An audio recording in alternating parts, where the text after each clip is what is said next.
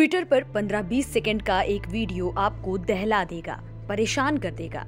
एक बड़े से हॉल में लाइन से ढेरों लाशें रखी हैं। झोला पकड़े एक कमजोर बूढ़ा आदमी उनके बीच एक एक को झुक झुक कर देखता है, फिर किनारे आ जाता है। एक शख्स जो वीडियो बना रहा है उससे बुदबुदाते हुए कहता है, नहीं मिल रहा।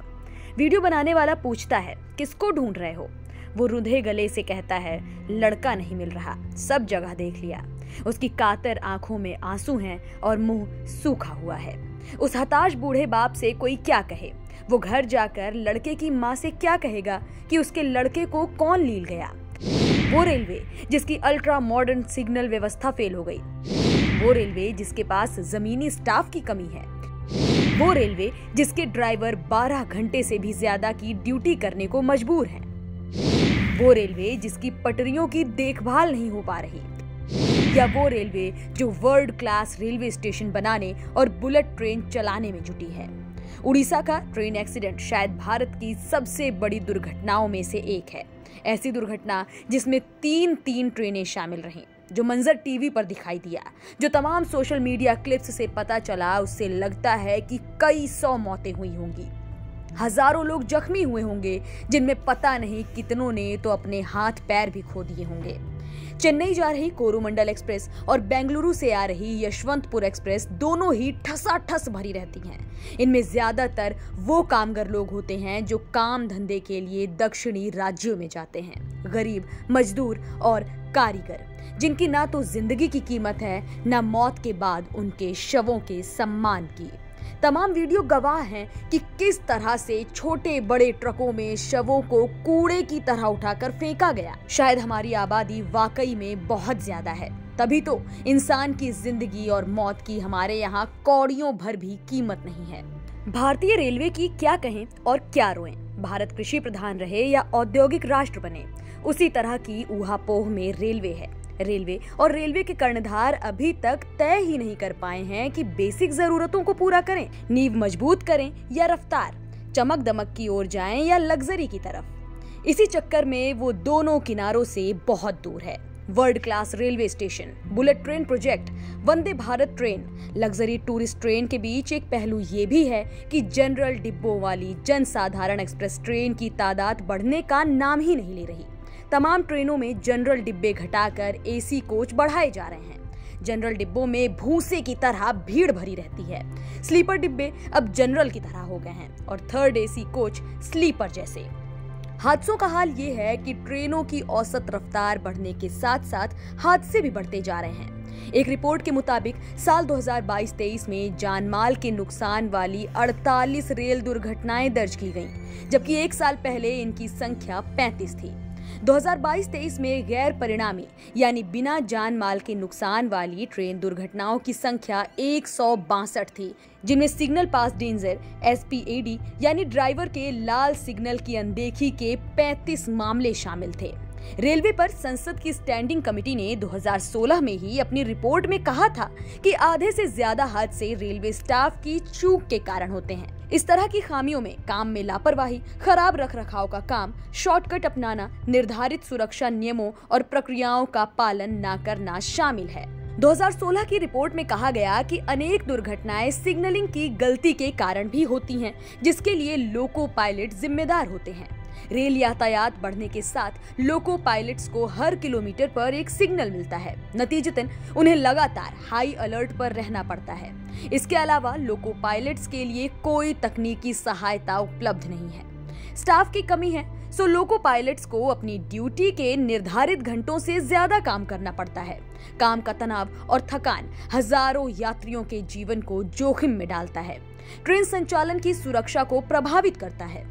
रेलवे बोर्ड ने हाल ही में लोको पायलट्स को उनके निर्धारित कार्य घंटों से अधिक पर तैनात किए जाने के मुद्दे को उठाया है। एक बहुत बड़ा मसला डीरेलमेंट यानी ट्रेनों के बेपटरी होने का है। भारत के नियंत्रक और महालेखा परीक्षक की एक ऑडिट रिपोर्ट के मुताबिक 2017-18 और 2020-21 के बीच देश भर में 217 परिणामी ट्रेन दुर्घटनाओं में से 4 में लगभग 3 पटरी से उतरने के कारण हुई। Performance audit on derailment in Indian railway नाम की ये रिपोर्ट दिसंबर 2022 में संसद में पेश की गई। ये दिखाती है कि पटरी से उतरने के लिए जिम्मेदार प्रमुख कारण पटरियों के रखरखाव से संबंधित था। सीएजी रिपोर्ट में ये भी कहा गया कि ट्रैक नवीनीकरण कार्यों के लिए धन के आवंटन में वर्षों से गिरावट आई है और यहाँ तक कि इन निधियों को पूरी तरह से उपयोग भी नहीं किया गया। रिपोर्ट से पता चलता है कि 217 परिणामी ट्रेन दुर्घटनाओं में से 163 पटरी से उतरने के कारण हुई, जो कुल परिणामी दुर्घटनाओं का लगभग 75% है। इसके बाद ट्रेनों में आग लगने के 20, मानव रहित रेलवे क्रॉसिंग पर दुर्घटनाएं 13, टक्कर 11, मानव युक्त रेलवे क्रॉसिंग पर दुर्घटनाएं 8, इसके अलावा 2 और घटनाएं हुई हैं। रिपोर्ट में कहा गया कि रेलवे बोर्ड किसी भी ट्रेन एक्सीडेंट को 2 श्रेणियों में बांटता है, परिणामी ट्रेन दुर्घटनाएं और अन्य ट्रेन दुर्घटनाएं। परिणामी ट्रेन दुर्घटना वो दुर्घटना है जिसमें मानव जीवन की हानि हुई हो, कोई इंसान जख्मी हुआ हो, रेलवे संपत्ति की हानि हुई हो, रेलवे ट्रैफिक में रुकावट आई हो। इन 3 चीजों में से एक भी होने पर उसे परिणामी ट्रेन दुर्घटना माना जाता है। परिणामी ट्रेन दुर्घटनाओं के अंदर शामिल नहीं होने वाली दूसरी सभी घटनाएं अन्य ट्रेन दुर्घटनाओं के अंदर गिनी जाती हैं। सीएजी की रिपोर्ट कहती है कि दूसरी ट्रेन दुर्घटनाओं की श्रेणी में 1800 दुर्घटनाएं हुई हैं, जिनमें से 68% पटरी से उतरने के कारण हुई। रिपोर्ट के मुताबिक कुल 2017 परिणामी और गैर परिणामी दुर्घटनाओं में से 2017-18 से 2020-21 के दौरान पटरी से उतरने के कारण 1392 घटनाएं हुई। रिपोर्ट में कहा गया कि चूंकि अधिकतम घटनाएं पटरी से उतरने की श्रेणी में रिपोर्ट की गईं, इसलिए ऑडिट का ध्यान डीरेलमेंट के कारण दुर्घटनाओं पर बना रहा। रेलवे की स्थायी समिति ने दिसंबर 2019 में रेल मंत्रालय को चेतावनी दी कि रेलवे में स्टाफ की कमी का निरीक्षण दिनचर्या पर नकारात्मक प्रभाव डाल रहा है। ये रेल यातायात की सुरक्षा सुनिश्चित करने में एक गंभीर चूक है। फरवरी 2023 तक रेलवे में कम से कम 3,12,039 अराजपत्रित पद खाली थे। रेलवे के सभी जोन में से उत्तरी जोन में सबसे ज्यादा 39,059 वैकेंसीज हैं। पिछले कुछ सालों में रिक्तियों की संख्या लगातार बढ़ती गई है। डेटा से पता चलता है कि जून 2022 तक कुल 2,95,684 गैर राजपत्रित पद खाली थे, जबकि दिसंबर 2021 में ये संख्या 2,86,000 थी। मंत्रालय के पास कई क्षेत्रों में 14,74,000 गैर राजपत्रित पद स्वीकृत हैं। फरवरी तक के आंकड़े ये दिखाते हैं।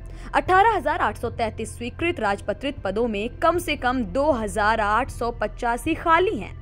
खाली पदों पर भी वो स्टाफ शामिल है जो रोजाना ट्रैक की निगरानी और रखरखाव करते हैं।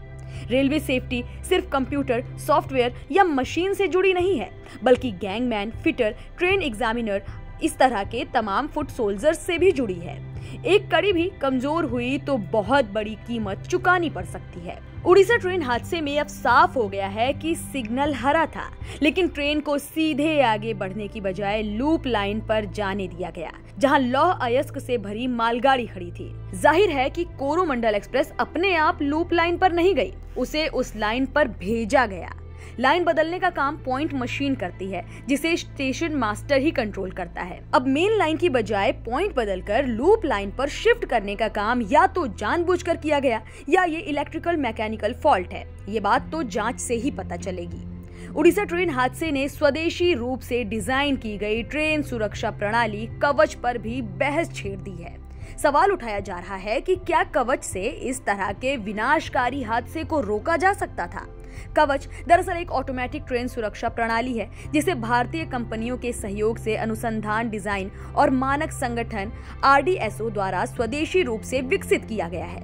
इसकी टेस्टिंग दक्षिण मध्य रेलवे द्वारा की गई है। रेल मंत्रालय के मुताबिक कवच ट्रेनों को रेड स्टॉप सिग्नल पास करने से रोकता है। इस तरह टक्कर की संभावना से भी बचा जा सकता है। कवच का सफल परीक्षण 4 मार्च 2022 को दक्षिण मध्य रेलवे के गलागुडा और चिटगिद्दा स्टेशन के बीच किया गया। मंत्रालय का दावा है कि कवच 10,000 सालों में एक गलती होने की संभावना के साथ सबसे सस्ते सुरक्षा अखंडता स्तर 4 यानी SIL 4 प्रमाणित प्रौद्योगिकियों में से एक है। भारतीय रेलवे की योजना 2022-23 के दौरान 2000 किलोमीटर की सीमा तक कवच सुरक्षा प्रणालियों को लागू करने की थी। करीब 34,000 किलोमीटर रेलवे नेटवर्क को कवच के तहत लाया जाना था। कवच हाई फ्रीक्वेंसी रेडियो संचार का उपयोग करता है, टक्करों को रोकने के लिए मूवमेंट के निरंतर अपडेशन के सिद्धांत पर काम करता है। अगर ड्राइवर इसे कंट्रोल करने में विफल रहता है तो सिस्टम ट्रेन के ब्रेक को अपने आप ही सक्रिय कर देगा। कवच सिस्टम दो लोकोमोटिव के बीच टकराव से बचने के लिए ब्रेक लगाता है।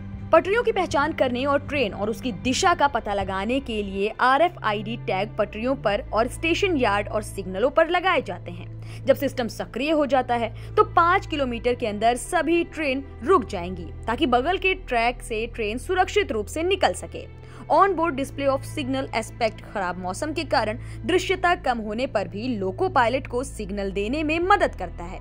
आमतौर पर लोको पायलट को सिग्नल देखने के लिए खिड़की से बाहर देखना पड़ता है। इस बीच रिपोर्ट्स के मुताबिक गलत सिग्नल की वजह से कोरोमंडल एक्सप्रेस लूप लाइन पर चली गई और डीरेल हो गई। रिपोर्ट्स में बताया गया कि सुपरवाइजर्स के संयुक्त निरीक्षण नोट में ये निष्कर्ष निकला कि कोरोमंडल एक्सप्रेस को मेन लाइन से गुजरने के लिए पहले हरा सिग्नल दिया गया और फिर सिग्नल बंद कर दिया गया, लेकिन तेज रफ्तार से आ रही ट्रेन लूप लाइन में घुस गई और खड़ी मालगाड़ी से टकरा गई, जिसके बाद वो पटरी से उतर गई। इसी दौरान डाउन लाइन पर यशवंतपुर से सुपर फास्ट एक्सप्रेस ट्रेन आई और वो डीरेल डिब्बों से टकरा गई। दुर्घटना कहीं भी हो सकती है, लेकिन फोकस सिर्फ और सिर्फ यही होना चाहिए कि दुर्घटना ना हो और किसी की जान ना जाने पाए।